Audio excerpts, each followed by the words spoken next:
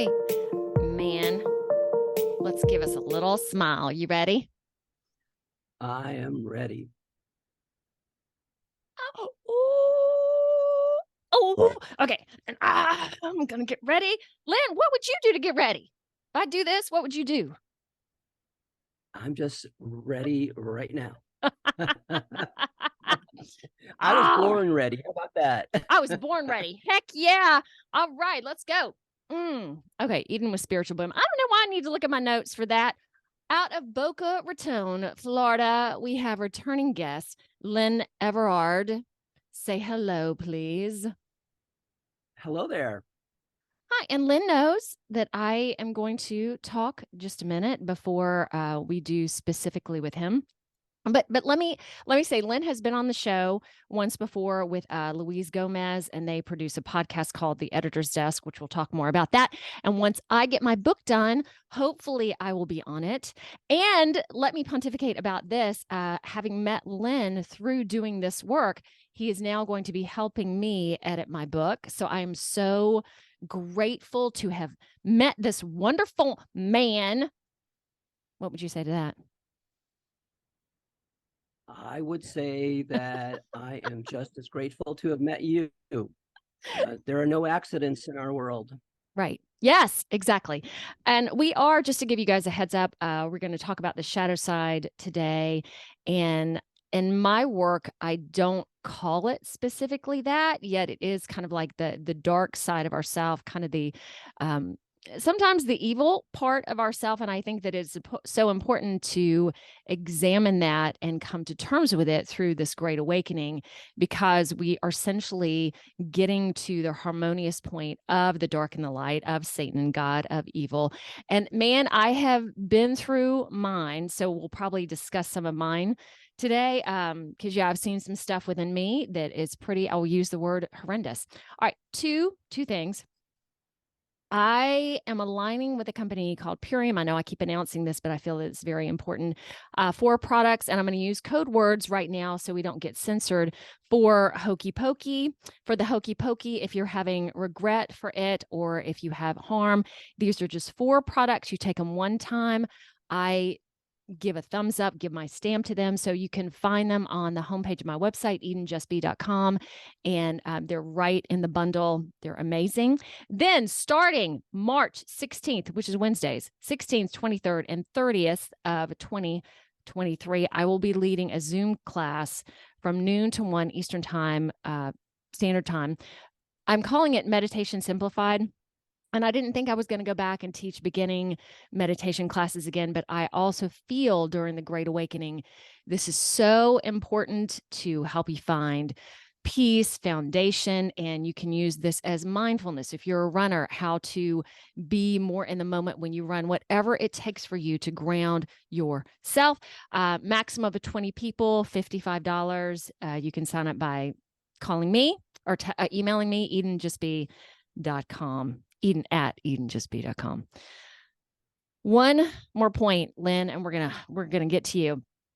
I, through my research and feeling, there's so much good going on right now. It is just crazy. So I want to extend that to all the viewers and to the listeners, that there is a lot of chaos going on, but there's also a lot of chaos that looks bad and is actually divine and good. So hang in there. I'm going to give a big smile. I'm really excited because things are really starting to ramp up in a beautiful way. What would you say to that, Lynn? Let's start with that. Okay. Well, one thing I want to get out of the way right off Yes. the bat is that when we talk about our dark side or our shadow, I approach it from a purely spiritual perspective, not from a Yes. psychological perspective. So I'm not a therapist, I'm not a psychologist or a psychiatrist. I'm approaching this from a purely spiritual perspective. And that way, that will keep both of us out of hot water with whoever might be listening. But a lot of work we But can Lynn, do I from like a I like being in hot water a little bit, apparently. I mean, okay. Proceed, as long please. as you're not the frog that stays in past the boiling point, right? Exactly. Yeah. All right. So So, what do you think about the good stuff that's going on? Where are you with everything? well, so I love the things I'm seeing, right? But we're still in this same space where they're still trying to feed us Hmm. all the things that put us into fear. Yes. And once you wake up to it, and I'll actually, we talk about the Great Awakening. So if we're waking up, what are we waking up from?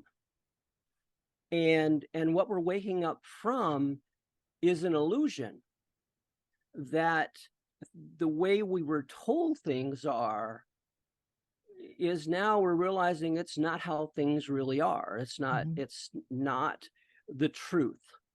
And so everything I do in my work, and you can see from my banner on top, and my work is all about truth. And that starts with the truth of us, of our own truth. Hmm. And then it goes out from there, because once a person understands their own truth, and I help people, I guide people in discovering their truth, but I do not tell them what their truth is.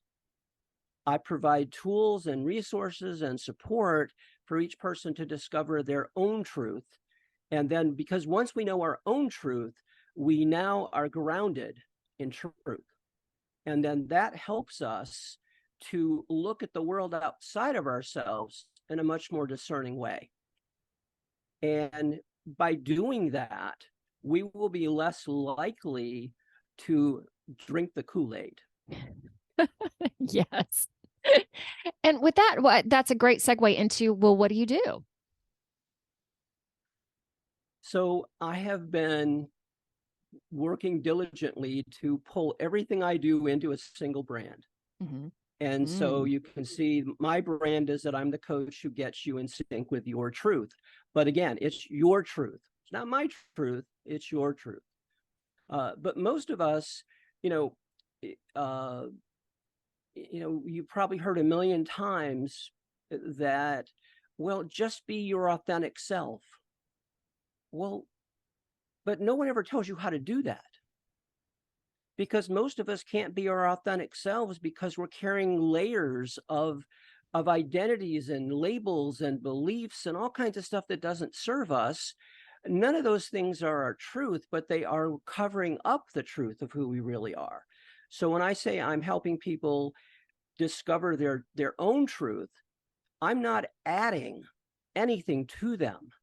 I'm helping them remove layers that are concealing and hiding their authentic self.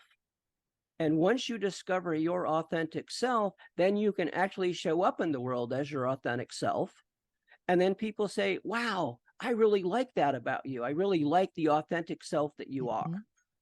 And then you can start to build things that allows you to get on a footing and a framework with people where you can establish trust. Because let's face it, nothing happens in our world without trust. Hmm. We got to start somewhere. Well, how do you trust someone when you don't know them? How do you trust someone when they don't even know themselves? Hmm. And so it's a process that we go through in order to be able to uncover, or as I like to say, to reveal our authentic self. And that's where it gets really exciting. So as you know, my very first book was called How Speaking Your Truth Could Save Your Life, and how it saved mine, and where I had to dig into my own personal truth. And then I started to learn some things about truth in general. And I shared those things in that book, but I also used my own story as an illustration Can we of get into how to, that a little deeper today? Because we did talk yes, about that, and I can't remember which episode you were already in with Louise, but I'll post that as well. Yeah, go into more about your life, because I think so many people can relate to that on some level as well. yeah. So I'm a product of incest, and there's a lot of layers to this, and it keeps evolving. But I know enough now to at least say, okay, I know what family I came from, and at least I have that sense of things, because some of us don't even know that. Um, I grew up in an abusive household, and have been discovering that I probably was abused in more ways than I realized. some of it at the hands of let's say, religious institutions as a child. And so as these things have started to flow, to filter back into me, then I keep rediscovering aspects of my own truth. And that's something I really want to share with your audience, is that when I work with people to help them discover their truth, I'm doing it as someone who's still on the journey with them, Mhm. right? It's like I don't have this secret that I'm guarding and you have to pay me to get my secret.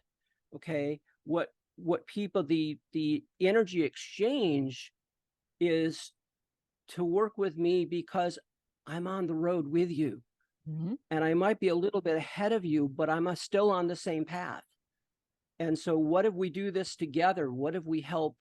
I know what my truth is, but what if we work together and help you discover your truth, the truth of who you are, so that you know once and for all the core truth of who you are. And we have layers of truth, right? Because Yep.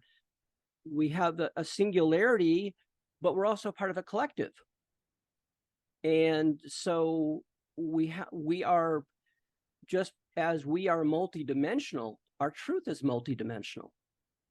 And so it's not just one thing. So when I work with people, I take them through these different dimensions of, and I don't mean by like third, fourth, fifth dimensions. I just mean aspects, or I take them through different aspects of their truth. And then when we've gone through those aspects, then they have a really good understanding of who they are.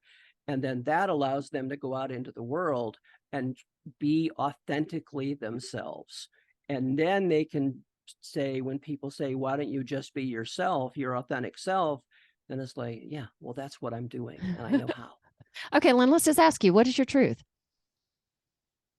So my truth is that I am a, uh, I'm going to say it this way, that I'm a child of God, that I am part of a great oneness that extends to all beings, not necessarily just human beings. Well, that could take us down into a wormhole itself, right? Because we're not necessarily alone here in this universe, although we like to think we are. Yep, exactly. And my truth is really uh, that I am fully human, I am fully divine, and I'm on a journey like everyone else, looking to merge the two of those together, not keep them isolated from each other. And that's our spiritual growth. That's our journey of spiritual growth, is integrating the human and the divine together and seeing what will that look like in our experience, and what will life look like as we get better at doing that. And so Wonderful. part of my truth is to come here and help people to understand that and to be able to work through it themselves. Got it. To do it yourself and then to help others. And I'm going to put a little bit in here.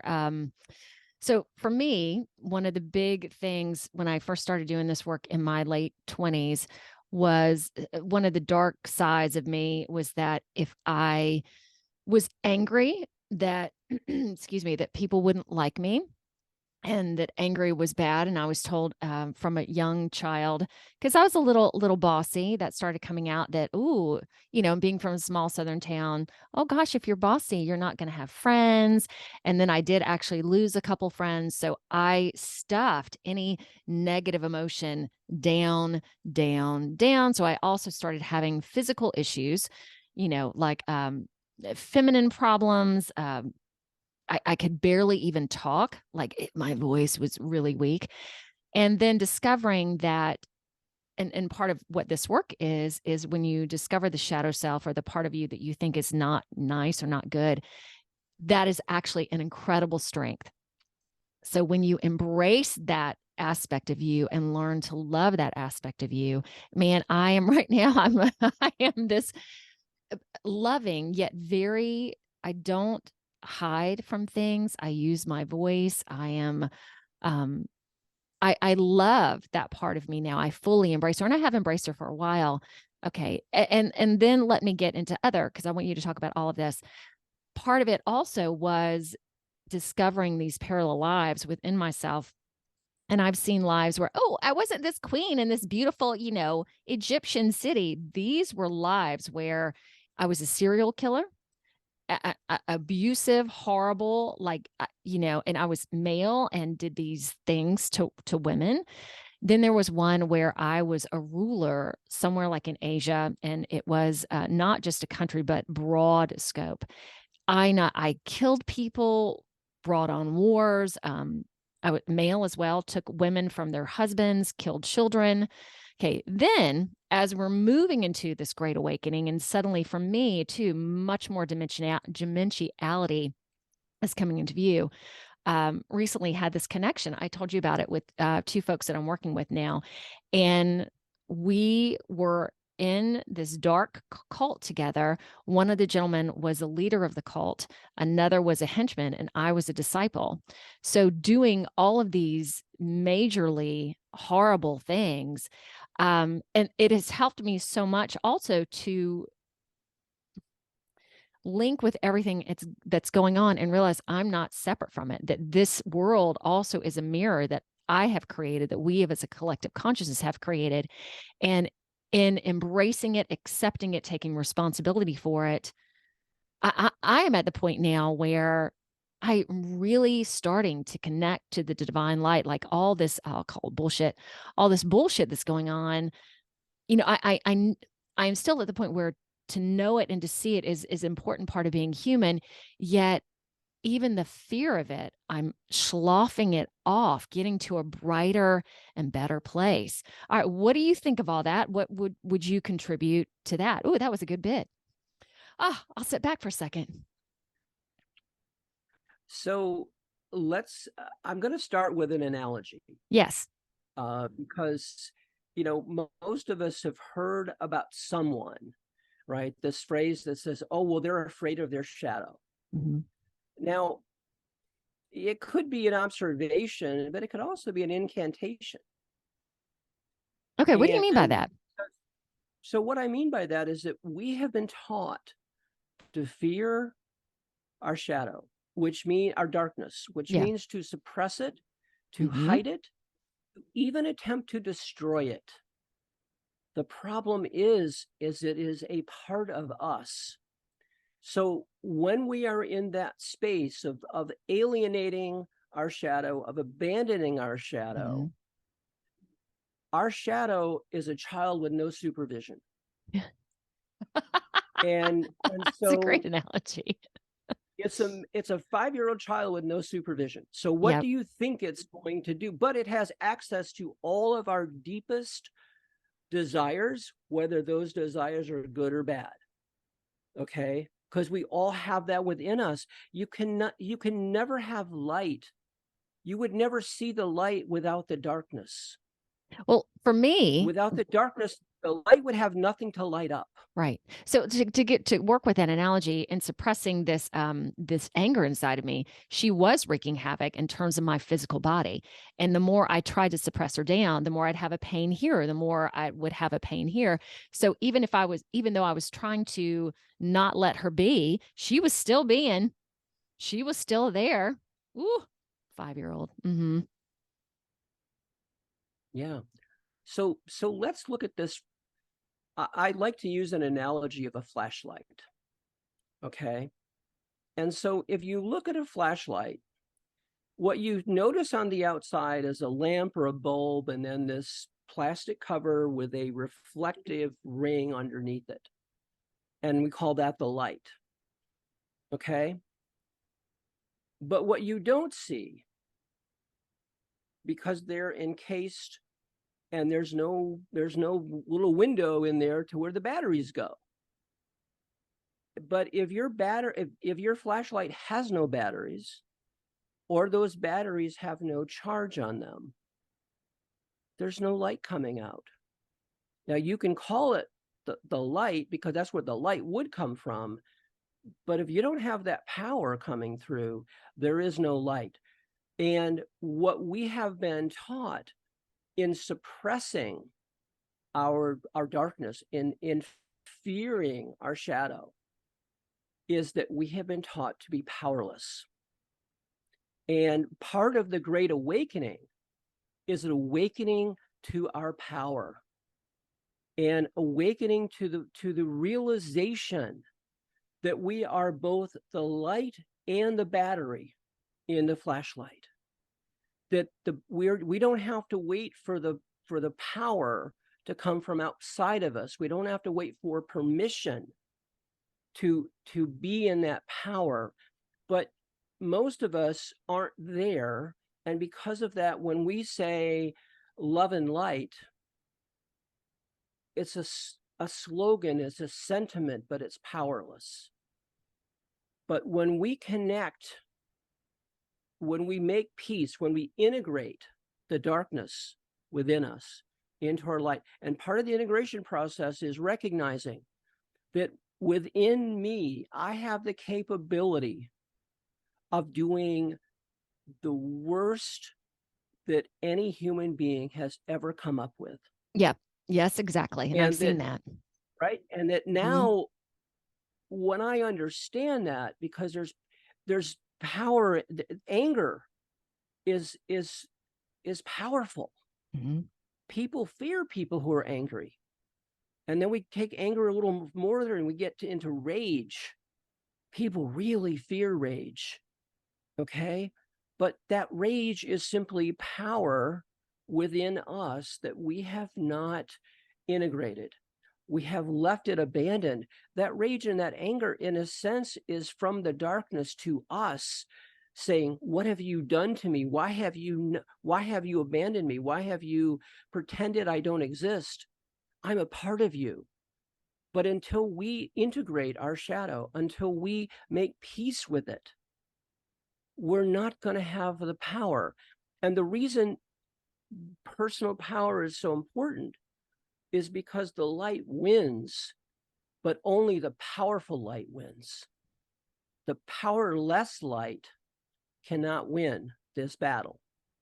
And the people who control us have been very happy with allowing us to, say love and light to everybody, and end our emails with it, and use it as a slogan. But as long as we don't have any power associated with it, they're perfectly fine with that. But where their fear comes in is when we decide to integrate our shadow, to take all that power, which is ours, but we gave it away because we were tricked into giving it away. And so part of our individual awakening within the Great Awakening is to integrate our shadow and take our power back. And then this is how we win. When our light is fully powered by our darkness, that is victory. Woo. Okay, let me add into that. When I started going through the process, and then I'll be curious to know about how you started the personal process for yourself in coming to terms with that anger when you're talking about rage. So I had started my process in a deep energy meditation class, and there was so much rage within me. There were points where I screamed and had this crazy body, because it was all trapped inside of me. So I had, for me, physically had to let it out. So it was probably 3 to 4 years of when I would go into a meditation and really release into what was going on in my body, screaming, yelling, physical. And it was crazy how much was in my skinny little physical self, and how long it took at that time, knowing that now the energy for everyone on this earth is increasing, that I'm also getting, I don't know what time spans are going to be anymore. You could find something and heal it in a day. I don't know. Yet for me, it was that power. Oh my gosh, this ferocity that was kept down in me that I suddenly started letting up. It was so intense and I had no idea.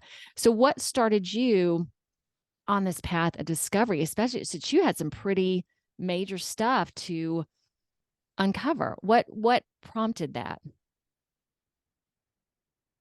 What prompted that in me was in 2014, I started working with a coach.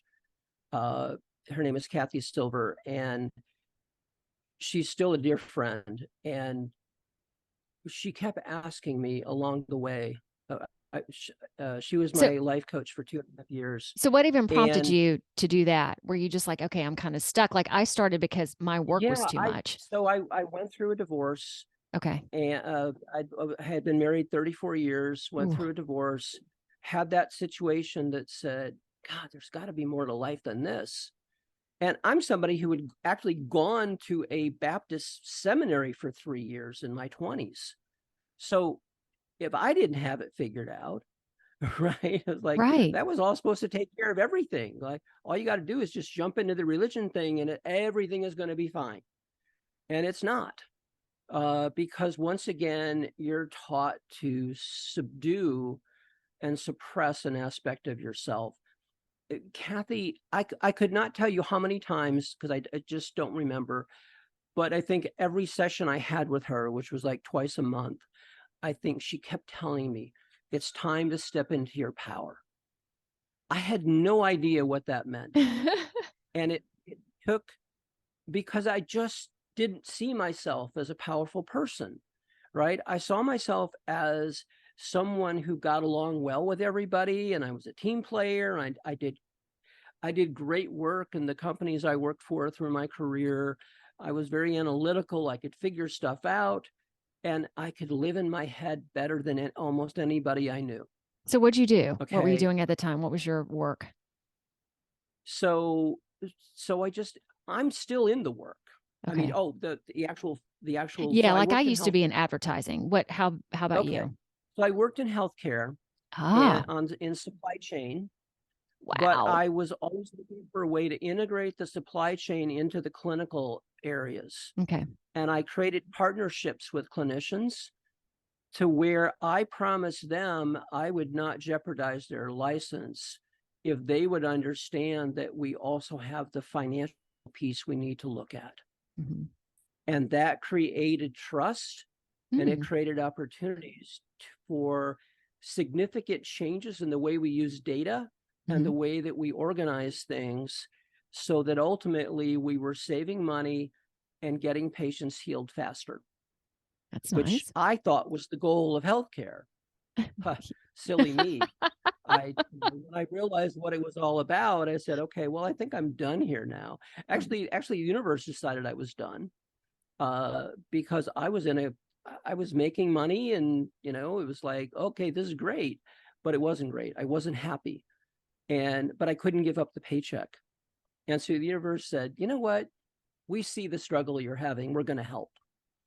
And so the company started to go downhill. I Oh. was at a director level. I was one of the first people to lose my job, Oh my gosh, right. because of budget cuts. And it's like, okay, I don't know what just happened, but I think I'm okay with it. And that started, that also was in 2014. 2014 was an incredible year for Big me year. of shifting.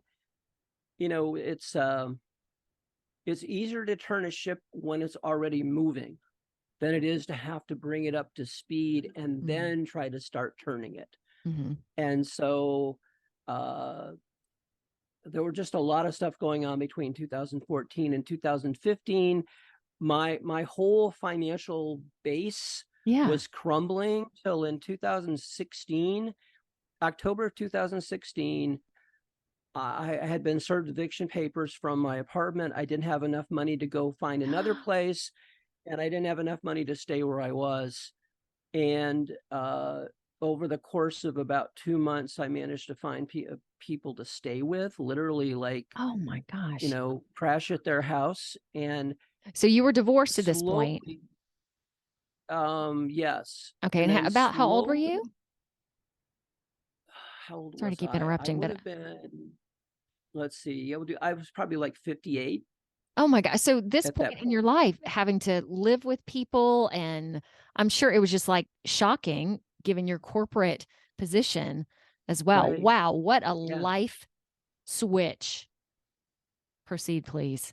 Thank you for clarifying. Yeah, so I went through that, and I was pretty shell shocked by a lot of it at that point, and Yeah. like, well, how do I get started? And so I had written professionally for a number of years because Hmm. when I was doing healthcare consulting, I would write articles for magazines because it was a way to get my name out there without having to buy ads because I didn't have the money to Yes. buy ads. And then at some point in 2015 or 2016, uh, I started getting involved with other things. I started writing spiritual articles that appeared in magazines, and I'm like, wow, this is really interesting. And then I started doing more of that, and Okay, then so why? Like you were realized just drawn towards that? That suddenly, I okay, was this, just drawn to it because I'd written all of the technical stuff for yeah. so long, right? And I said, well, but none of that's feeding me. None of that is like, it's not feeding my soul. Hmm. And I said, what is there else out? What? And I've been writing my whole life, so it wasn't like I was just having to start to write. But when I started writing about these things, and then working my way up to writing my first book and telling my story. I mean, the crazy thing is, my book came out 2 days after my daughter's wedding, and I had actually like planned it that way because I wanted momentum. I wanted to start creating momentum in my life, and And that how was in many books 2000. do you have now? So that was the first one. Then the one with Louise is the second one, and then the Okay. one I'm working on now. Okay. I'm actually it's actually called, um, and I changed the title, but it's really going to be called "Getting in Sync with Your Truth: The Journey Back to the Real You." And it's really outlining the steps and the process that I use and that I'll be using in group coaching as well. But again, covering the multiple dimensions. I look at 7 layers of truth, and there's 7 layers in, which I call self-discovery, and Mhm. then the 7 layers back out, which are the same layers from a different perspective. Then I call that divine empowerment. And so we have to make this journey inward in Yes. order to discover what's real about us. And then once we do that, we come back out. And so the seventh layer of truth is our beliefs. And for most of us, we don't decide what our beliefs are. We take on other people's beliefs. We take on our parents' beliefs. If we grew up in a dysfunctional home, the beliefs we took on were to help us survive. And then if we're part of a church or school or the government or anything else, we're taking on their beliefs in order to be a good member, a good citizen, a Mhm. good whatever, right? Because, well, we want to be good.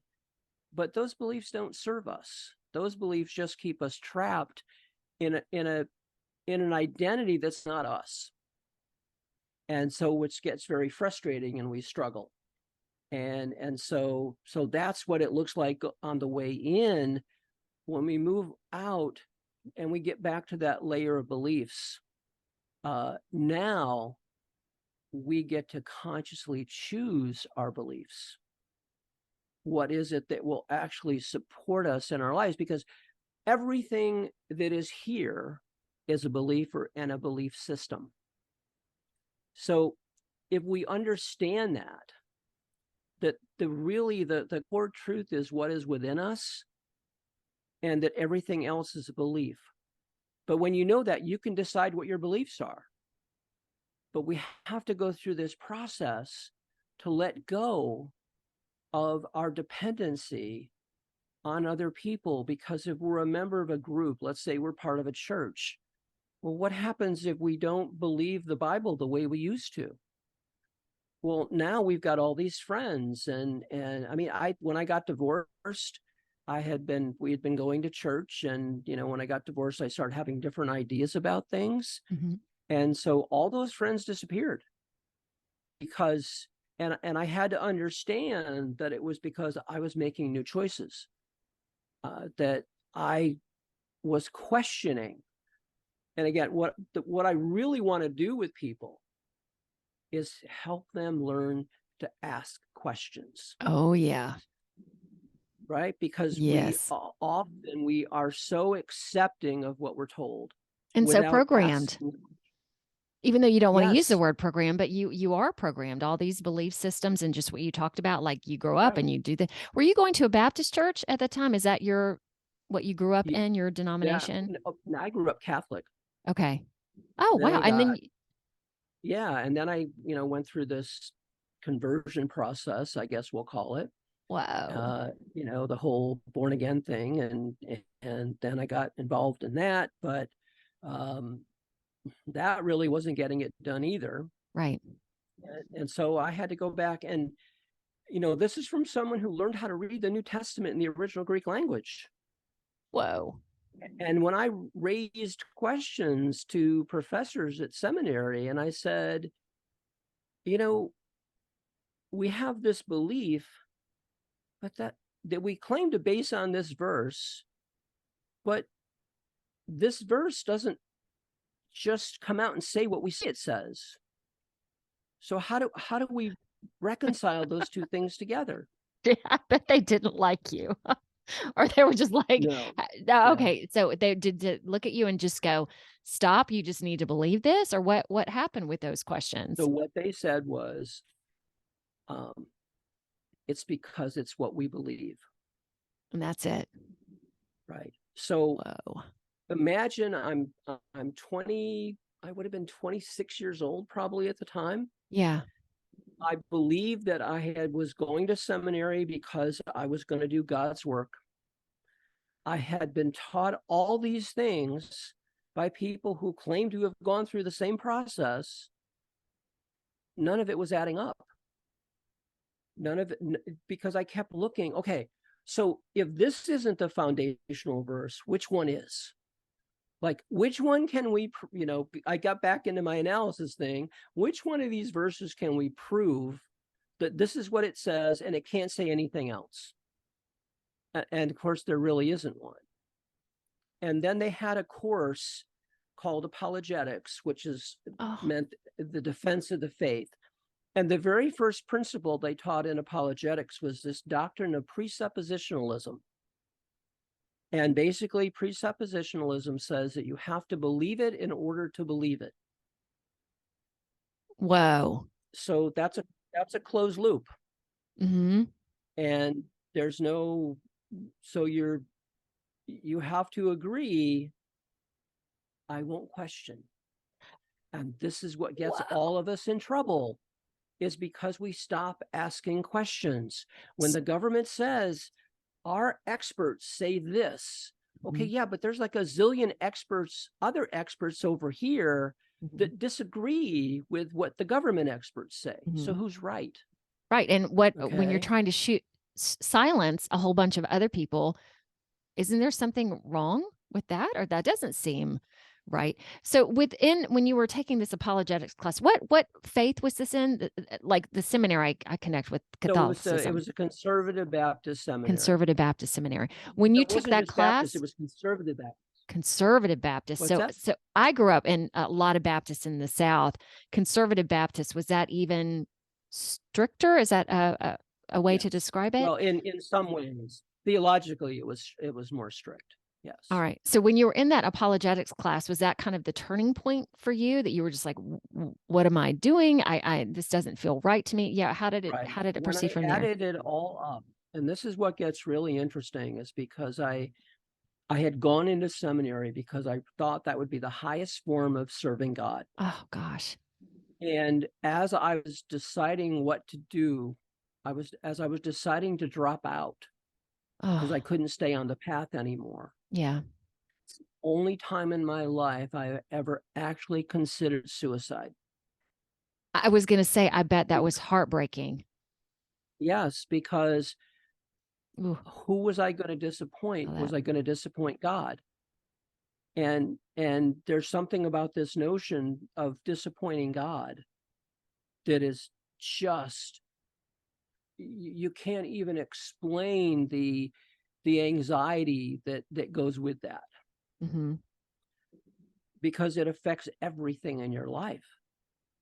And it wasn't until I realized that my perception of God was wrong and that there was another way to look at it that I was then able to move forward. But even that is an aspect of the shadow. If your shadow is suggesting you ask questions, well, don't shut it down. Ask the questions. Ultimately, you're responsible for your life.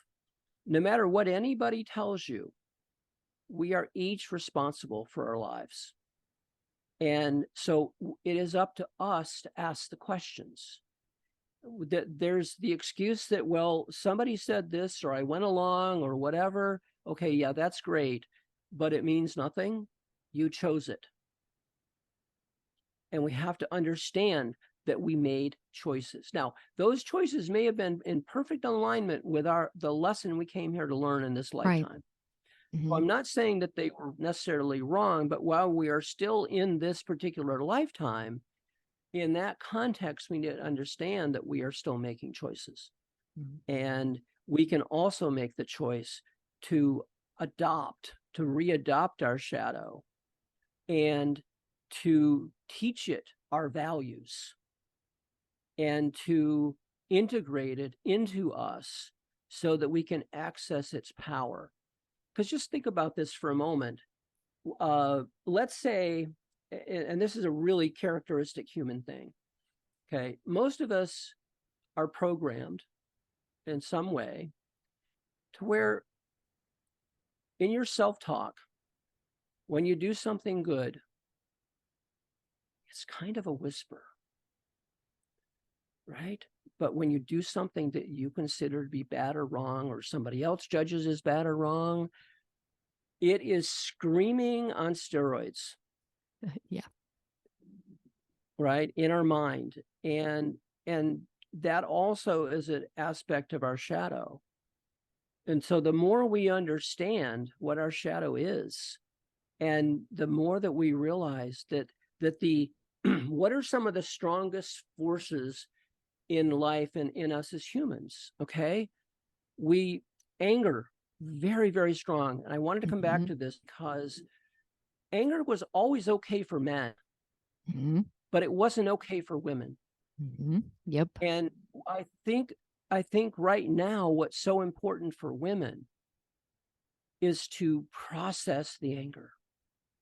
Process the anger from the abusive relationships, process the anger from a system that just never seemed fair.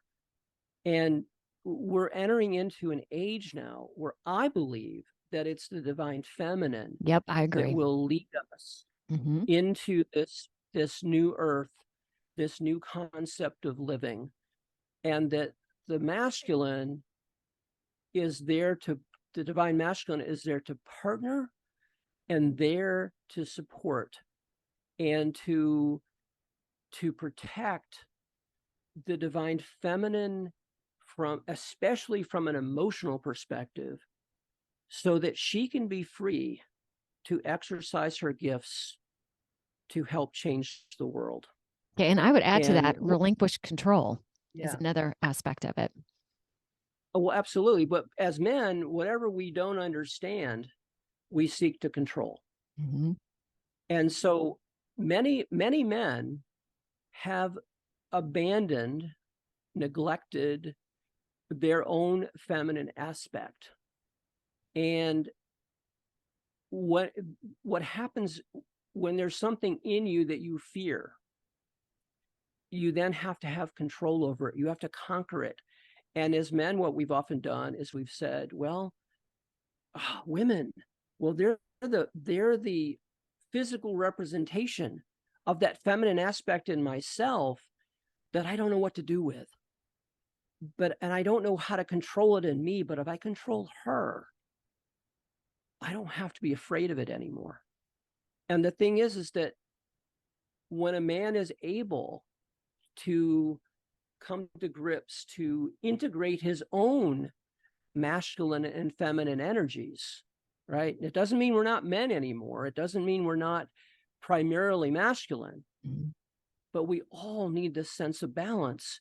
And so once a man understands that sense of balance, he doesn't need to control the feminine anymore, because and he doesn't need to figure her out, because he has an innate understanding of her within his own divine feminine aspect. And then people can create partnerships as opposed to relationships based upon trauma bonding, which people like to call chemistry. Oh, that's a neat one too. Oh gosh, that's a whole other episode. Oh my gosh. Well, And there's another book coming. It's probably a couple years away, but oh my gosh, there's another book coming. you're on a to talk roll. That's about. great. All right. I'm going to move us into the Just Be practice, because Lynn, we again could talk so much more, because I still want to understand about you discovering what happened to you as a child. And then before we start the practice, just to tag onto that all of this great awakening is about harmony between divine masculine, between divine feminine, knowing that we all have both of those in a balance between dark and light. It's all just creating calm, and where we're all coming together and love. And that's my truth, hun, is I am love, and I am loud love. I've never said that before, but I think that is Just be poetic. practice. All right. In terms of the practice, what are you going to lead us in today? So today, one of the things that we get really caught up in our world is, okay, so I haven't really treated my darkness I haven't integrated my darkness. I haven't treated it in a proper way. Mm-hmm. And so, if we get caught up in the guilt of that, we're still not going to do what we need to do. We're going to be trapped in the guilt. And when we get trapped in guilt and even throw a little bit of shame into it, we're stuck. We can't move. We can't move forward. We can't do anything within ourselves. So we're going to do a very quick practice in self-forgiveness in forgiving ourselves for not seeing the power that has existed in us all along. All right. I'm getting chills all through here. Let's do it. Okay. So I'm going to ask you, watching this, to close your eyes and just picture with me you walking through a beautiful field of flowers, and you see that there's a wooded area, forest coming up, and you walk toward it, and you walk into the forest, and everything changes. You're stepping over pine needles, you're hearing things crack under your feet, you're walking through, and you hear a sound, and the sound is like the sound of moving water. Maybe it's a waterfall, maybe it's a babbling brook. As you get closer, you realize that there's a waterfall, but it's on the other side of a bridge. And I want you to picture yourself now slowly walking up onto that bridge. And I want you to stop the highest point on that bridge, right in the middle. On the other side, if you keep walking and get to the other side of the bridge, what you're going to discover is a place where there is no guilt and there is no shame related to your not recognizing the power in your darkness, and for you not integrating your shadow and welcoming it into your life.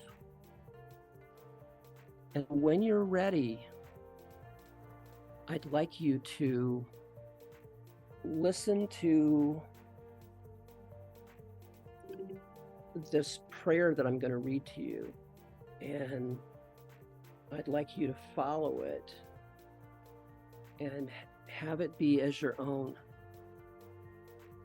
And this is going to allow you to forgive yourself and allow you to walk across the rest of the bridge to the other side, where you can be fully self-forgiven and you will no longer have to carry the guilt and the shame of not integrating your shadow.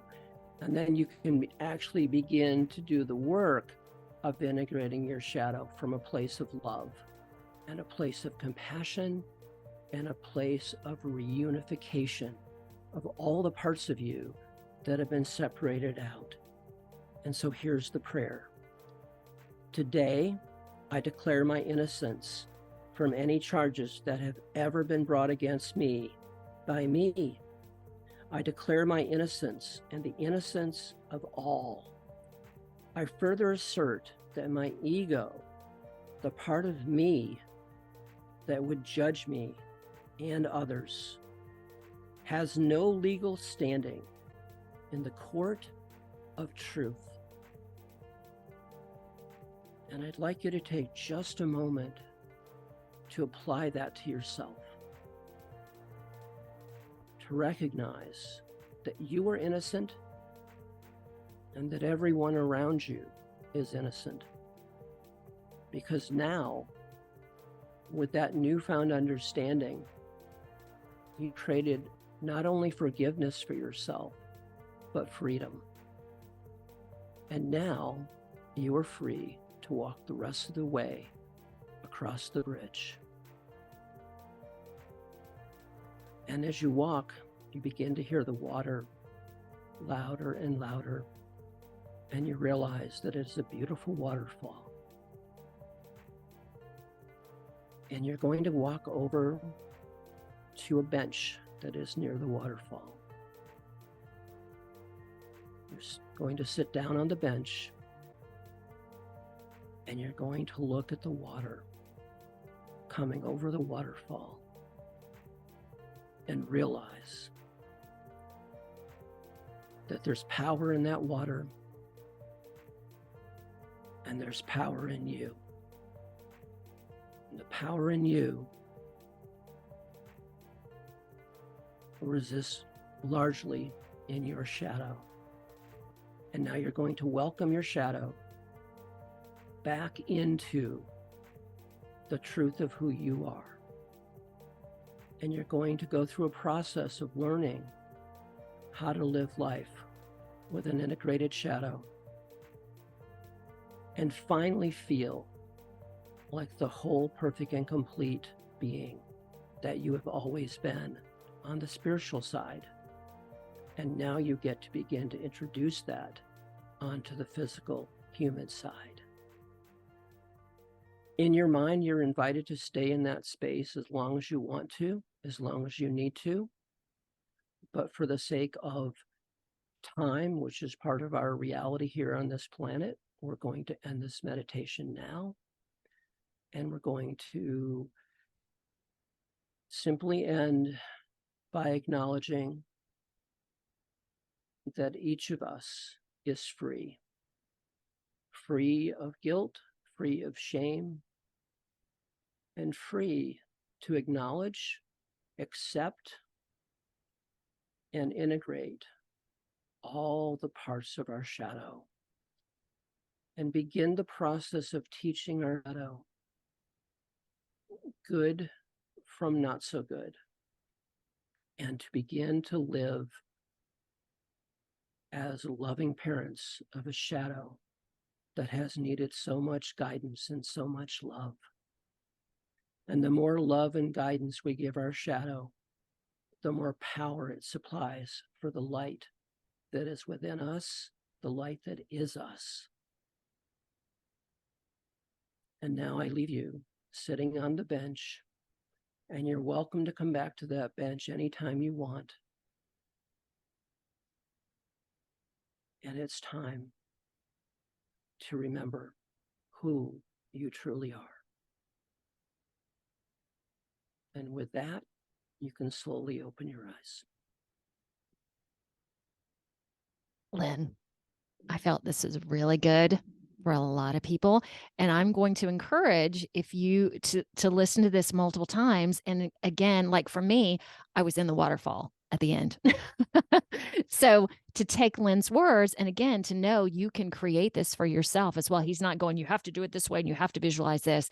That if there's something else that sparks within you, if there's another question that comes up, make this your own. Because the end, I had my arms out and the water was just rushing all over and the sun was shining. It was excellent. Lynn, is there anything else you would like to say as we start to close out? Thank you. And I will go ahead and say thank you so much for sharing you, because this is what we get in these podcasts are very personal. And that's part of what we do in terms of helping people. We are open books and we share ourselves. So thank you so much for sharing yourself with all of us and basically showing people how it's done. Anything else you'd like to say? I think the one thing I want to say is Yeah. that the Great Awakening has begun, and continues within each of us first. And then we take that collective energy, that love, and we shine it out into the world, but not just a love based upon sentiment and weakness, a love that is powerful, that is powered and empowered by an integrated shadow within us.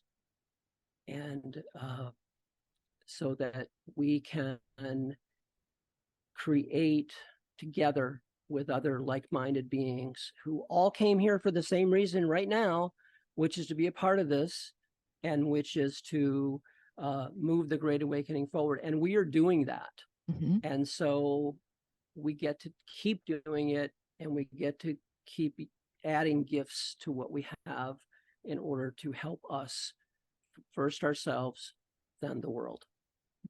And let me end with this, hopefully a final question. Sometimes I ask more than that. For my process, it was the most challenging thing I've ever done yet. In the infection that I talk about and finding out the shadow for myself, I would not change a thing. It's challenging, but when you start, you cannot go back. And a part of you could never go back or would ever want to go back to that. Would you agree with that statement?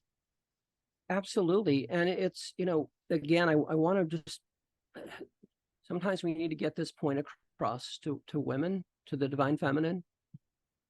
It's okay to be angry. Yes. It is okay to feel everything that you feel, but it will not serve you to make important life decisions from your anger. And so feel it all. And then once you get to a space where you start clearing things, if you need to make changes in your life, then that's a place where you can start. And if anyone would like to work with me personally, I'm actually setting up some group coaching programs now where people can go through this together as a group, because there's numbers. We can all support each other. Yep, I do group stuff as well. It is the most magnificent. I will always do group because it's like not only trusting yourself, but trusting other individuals with the darkness that is within you. And when you can start to trust others, you start to trust humanity. It's so much bigger. All right, can you stay on with me for a moment for us to say goodbye? And thank you so much. I will post all of Lynn's stuff here, so connect with him. All right, see you later. So cool of you to be here. I went from being off most social media to being on Facebook, Instagram, LinkedIn, or True Social, and you might be watching this on YouTube, Rumble, or BitChute. Or you might be listening to this on Apple Podcasts, Google Podcasts. I'm on over 19 directories at this point. So connect, comment, subscribe, like. Oh, and my intention is to have a new episode out Wednesday of each week. Oh, Lordy, more to come.